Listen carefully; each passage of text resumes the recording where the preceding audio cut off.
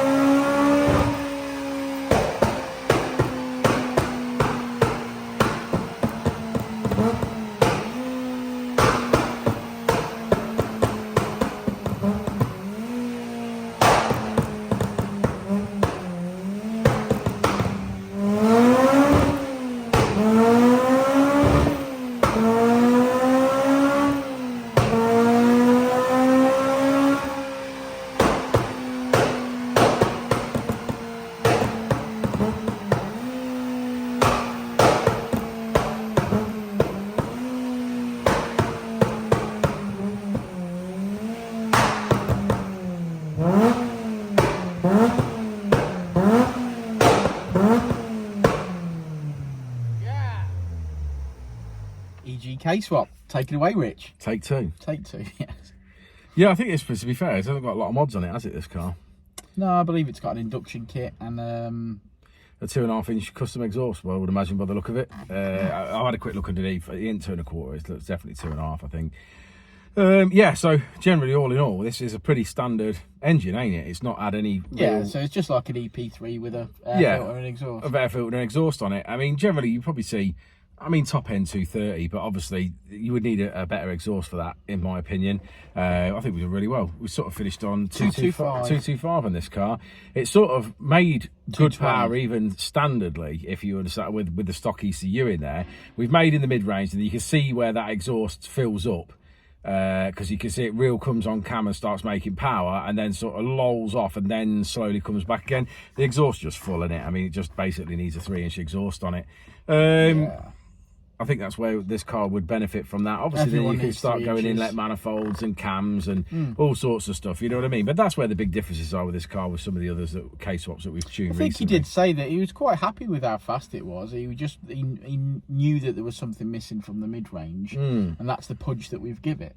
Yeah, but it's trouble is you see it and you think, well, we're coming on power, and you can see it dying off power. Then I'd be like, oh no, but I need that extra power now. That'd be inlet manifold. Yeah, well, better exhaust for a start. Is that where you'd start? That 100% where I'd start. Better exhaust. Stick 3 inches up it. And an inlet. If you put an inlet manifold on, you'll just bottleneck the exhaust even faster. Yeah. So.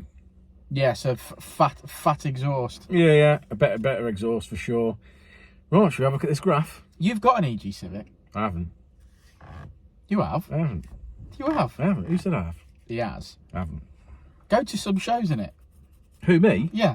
Yeah, well, you go to some shows. Well, I might. Yeah. I just need to fix my FNC. Yeah. And then we can go together, all right? Yeah, all right. All right, I promise you. Yeah. All right. Well, there we go. Red line is as she came in. Blue line is as she leaves.